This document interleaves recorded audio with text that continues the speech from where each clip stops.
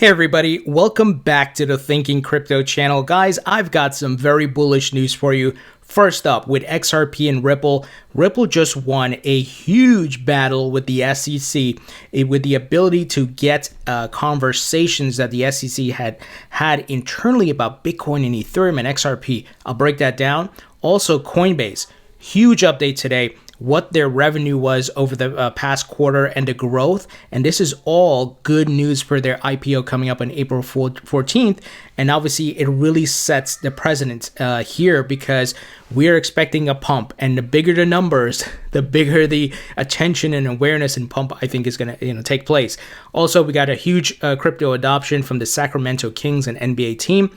And huge companies like Fidelity getting involved with crypto lobbying, which we need for regulatory clarity. So I'll break it all down for you guys. Before I do, go ahead and hit that thumbs up button, leave a comment below, and hit the subscribe button if you're new here. It helps support the channel and it doesn't cost you anything. Guys, friendly reminder, I have a weekly newsletter that is free. You don't have to pay anything. Link in the description. It's all crypto insights and knowledge. Friendly reminder, I will be interviewing Sunny Liu from VeChain or VeChain CEO this week. You don't want to miss it, guys. I'm bullish on VeChain. Also, I'm locked in with Ripple CEO Brad Garlinghouse. That's going to happen in a week and a half. Also, I'm in contact with Stephen Thomas, Quill CEO. He used to work at Ripple. And I'm also in contact with the folks at Grayscale to get their CEO and Mike Belch from BitGo. So you don't want to miss those interviews. Make sure you got that notification bell enabled. Let's take a look at the market here. Bitcoin not doing much. It's still hovering around that 58,000, 59,000 price point. But the story is the altcoins. You look at Ethereum, $2,125. And of course, the fireworks have been happening for XRP, currently at $1.06. Huge parabolic move. It is up near 90% from a 7-day perspective. Look at these green candles on the daily chart. That is ridiculous. And I love seeing this, guys. My portfolio looks amazing right now. Not just because of XRP, but everything. Bitcoin, Ethereum, everything is up.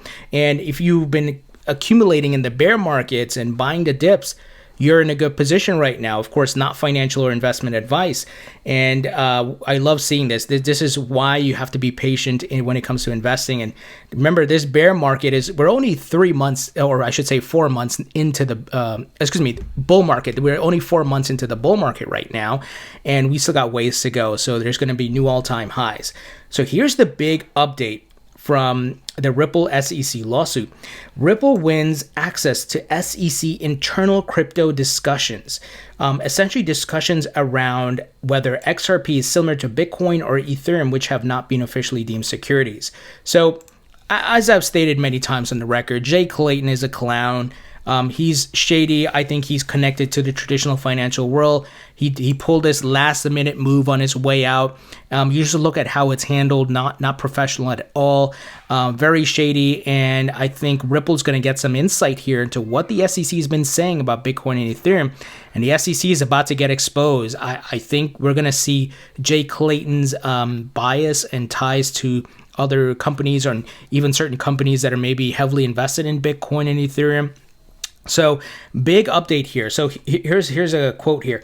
It was a high stakes discovery win, U.S. Magistrate Judge Sarah Netburn said as she ruled from the bench in the SEC's suit claiming San Francisco-based Ripple and two top executives sold $1.38 billion of XRP without registering the offering as required by federal securities laws.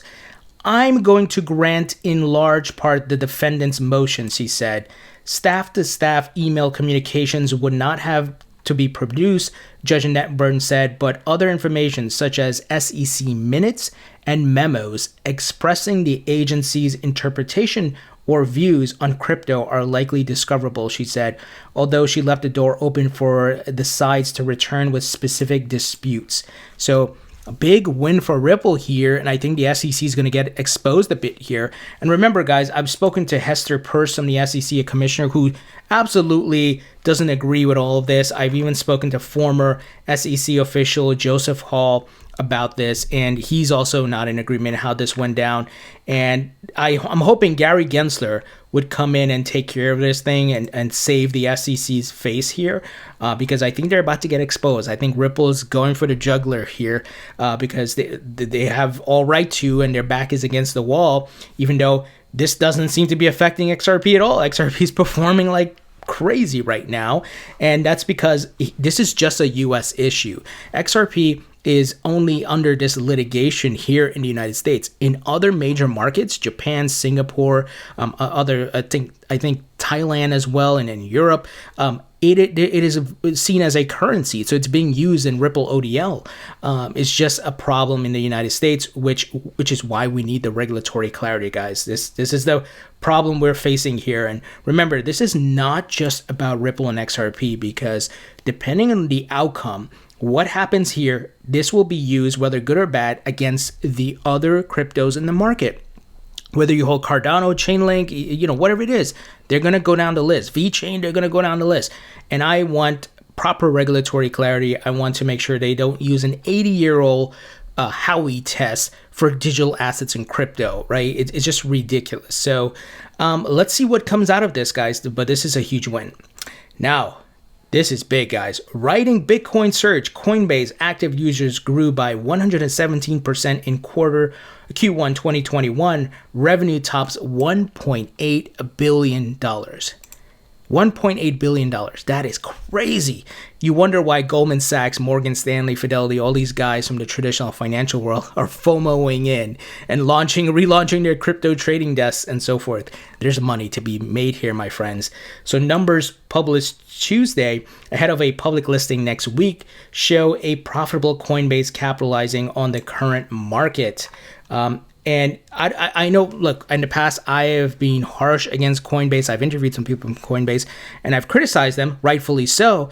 But this is good for the crypto market. As I've stated in other videos, I could see a major pump around this, a lot of awareness and visibility, bridging the crypto and traditional financial world. So, I'm planning to buy some Coinbase stock because I see them doing well and continuing to grow as the largest U.S. exchange. And once again, the brand visibility in this market that's still maturing. So huge opportunity, in my opinion, not financial or investment advice. So huge jump. It says here, all those users helped Coinbase rake in $1.8 billion over the quarter, driving a net income of approximately $730 million to $800 million in profit, guys. According to a new filing that comes ahead of the company's Nasdaq listing next week, all the numbers point to a business riding high interest in cryptocurrency tracks upward with a price of Bitcoin and Ether and other leading assets here. For example, active users on Coinbase jumped from 2.8 million in the fourth quarter of 2020 to 6.1 million in the first quarter of 2021. You know why? We saw Bitcoin do a huge parabolic run up, right, into December, into January, huge jump. And then you got Tesla and all those, the big news that came out. So verified users, or the total number of people with Coinbase accounts, increased from 43 million at the end of 2020 to 56 million at the end of Q1 2021. Trading volumes topped $335 billion in Q1 for all of 2020. Trading volume was $193 billion. Total assets on Coinbase's platform increased from $90 billion to $223 billion, nearing a 150% increase quarter over quarter. Now, I pose the question again. You want to know why Goldman Sachs, Morgan Stanley, and BlackRock and all these guys are jumping in? They want a cut of that pie. They want that revenue, right? As things are changing, there's certainly a paradigm shift taking place here, and the money is shifting from a lot of the traditional financial assets to crypto. Huge opportunity here. Guys, this is huge for the market, and once again, the visibility it's going to give, mass marketing, mass media talking about it, and then with the IPO coming up, I'm excited, guys. Next up here, huge adoption news for crypto. Sacramento Kings to offer Bitcoin salary to option to all players. the NBA franchise has long been one of the most crypto-forward teams in professional sports. So this is in line of the Oakland A's doing something recently with crypto, and also Russell Okung and some other NFL players, essentially getting paid in crypto. So huge adoption news. If you have players and sports franchises doing this, man, you know what's coming, right? It just builds out the ecosystem and really pushes things forward in the adoption curve. Huge update. Now, this is big. I want to share with you guys. Fidelity, Coinbase, Square form crypto council to lobby policymakers. We need more companies to be involved in this, right? We've seen Ripple has done it, Coinbase, and even Circle, because we need crypto regulations. The problem we're having with the SEC is because there's no clear regulations.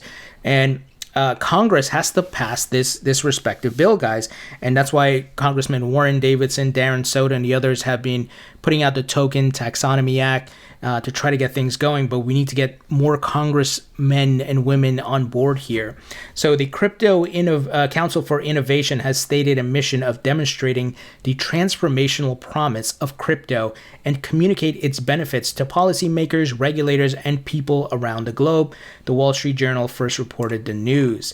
Crypto venture capital firm Paradigm is also an initial member of the council.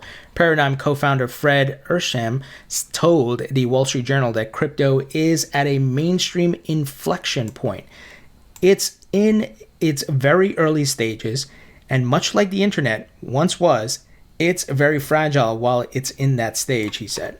So we need the regulatory clarity. He further stated here, it's challenging because policymakers want to balance risk and reward, and even people who spend time in this space would struggle to predict where this will go in the coming decade.